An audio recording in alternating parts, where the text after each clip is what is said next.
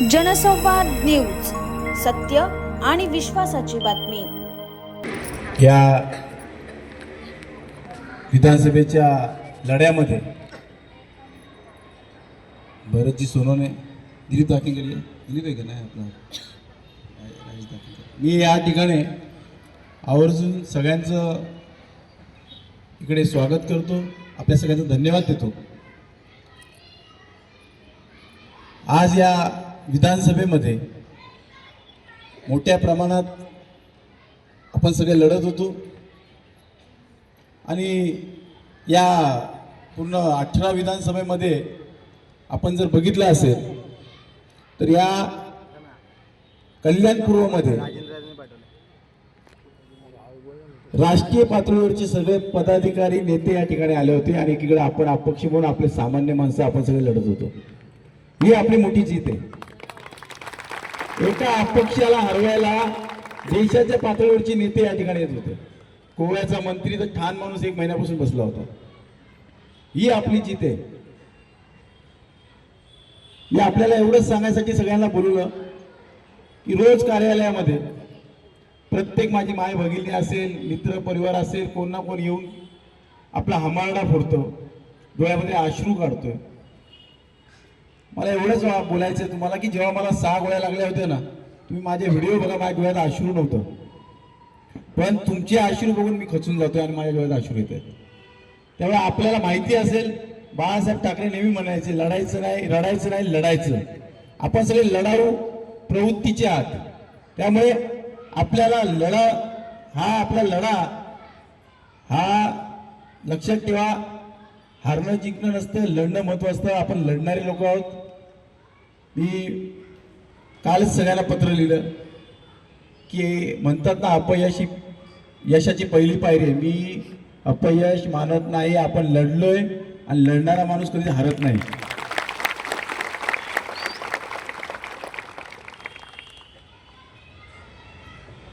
Tiger मरा नहीं, tiger अभी जिंदा है। टाइगर अभी हरा नहीं, टाइगर अभी लड़ा है और टाइगर तब तक लड़ेगा जब तक जीतेगा नहीं। एक लक्षात घ्या, आपण सगळ्यांनी ज्या पद्धतीने मला सहकार्य केलं, आपण सगळेजण वाघासारखे लढत होते आणि वाघासारखे आपण सगळेजण या मतदारसंघामध्ये फिरत होते।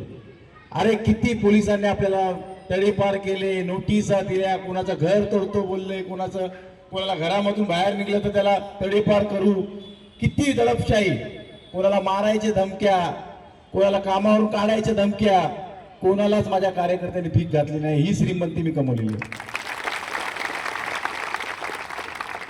म्हणजे एवढे पक्ष भाजपासोबत एवढे पक्ष लढत होते, पण त्यांना अपक्षाची भीती होती फक्त आणि फक्त आपली।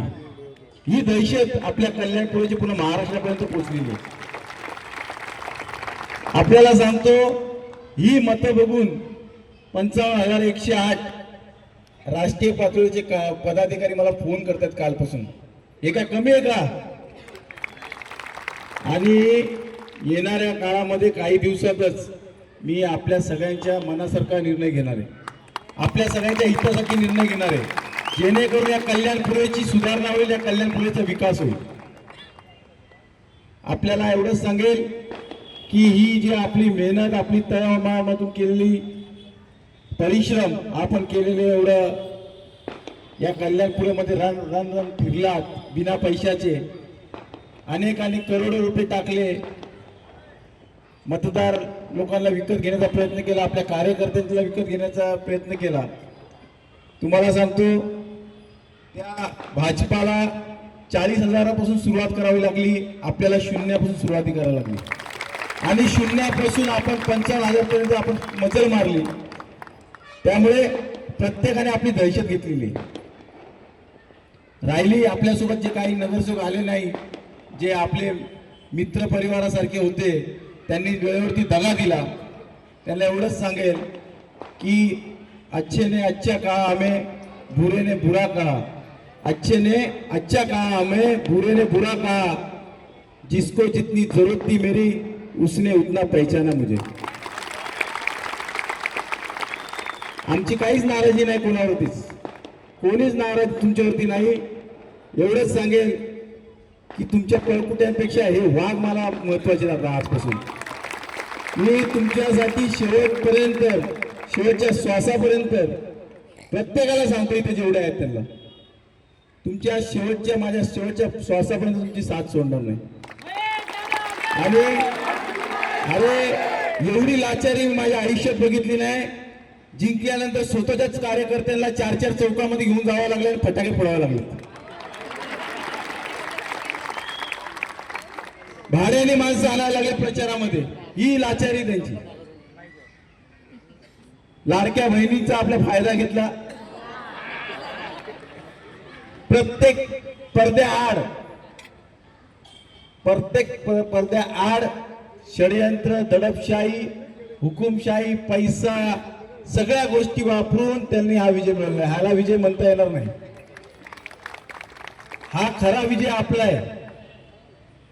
मी तुम्हाला या ठिकाणी वचन देतो, जे तुमच्या सगळ्यांच्या मनामध्ये ते येणाऱ्या 5 वर्षामध्ये रान रान फिरेल आणि ते आणून दाखवेल, तुम्हाला खेचून दाखवेल. ते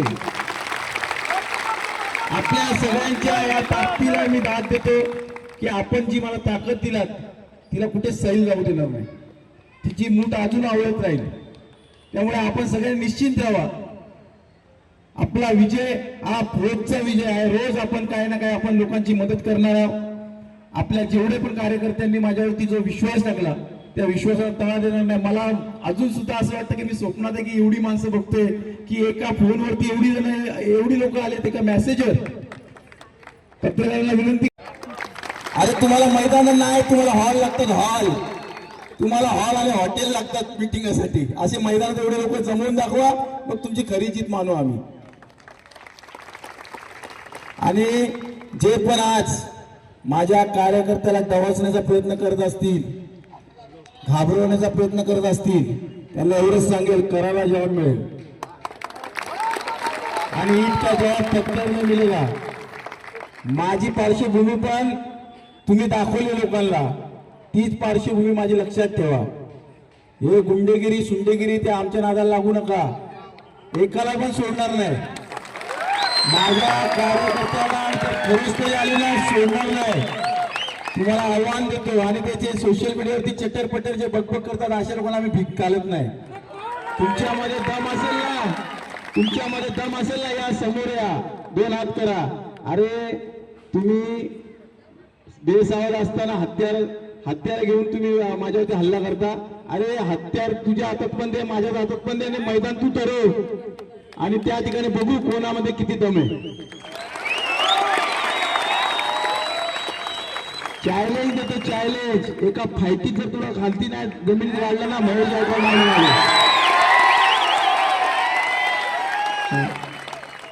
अरे आम्ही कुठल्या नेत्यांचा, कुठल्या मोठ्या राजकीय नगरसेवक किंवा कोणाला घेऊन फिरलो नाही. फक्त आमची जरीमरी आईचा आशीर्वाद आणि माझ्या गुंजाईच्या आईचा आशीर्वाद घेऊन लढलोय. त्यामुळे नाद आमचं करू नका. आमच्या नादाला लागलात तुम्ही लक्षात ठेवा. तुम्ही जे आजपर्यंत तुम्ही जे 1ली 2री मध्ये शिकताय ना, त्याचं हेडमास्टर आम्ही होऊन गेलो. मी आपल्या सगळ्याला सांगतो. हा, आता काय सकाळी एकाला कार्यकर्त्यांनी पकडला, साला तू अशी कमेंट टाकतो, तो बोलतो भाई माझा फेक अकाउंट होता. हे असे आहेत ते लोक. आणि मी केलंच नाही बोलतात आणि तिथं उड्या मारतात. मी आपल्या सगळ्यांना एवढंच सांगेन की येणारा काळ हा आपल्या सगळ्यांचा विजयाचा आहे. आपल्या सगळ्यांच्या साथीने, साक्षीने आपण प्रत्येक शहरामध्ये जेवढे वार्ड आहेत त्या ठिकाणी प्रत्येकाने कामाला लागायचंय. जिथे जिथे ज्या ज्या अडचणी असेल त्या ठिकाणी मी येण्यास समर्थ आहे. मग वैद्यकीय कक्षाच्या माध्यमातून एखाद्याचा हॉस्पिटलचा ऑपरेशन असेल, एखाद्याला कोणाला औषध पोचवायचे असतील, कोणाचं घर जळालं असेल, कोणाचं घर पडलं असेल, कोणाचं काही अडचण असली त्या ठिकाणी आपण सक्षमपणे मला फोन. जनसंवाद न्यूज, सत्य आणि विश्वासाची बातमी. आजच सबस्क्राईब करून बेल आयकॉनला क्लिक करा आणि पहा ताज्या घडामोडींचा अचूक अंदाज आपल्या मोबाईलवर.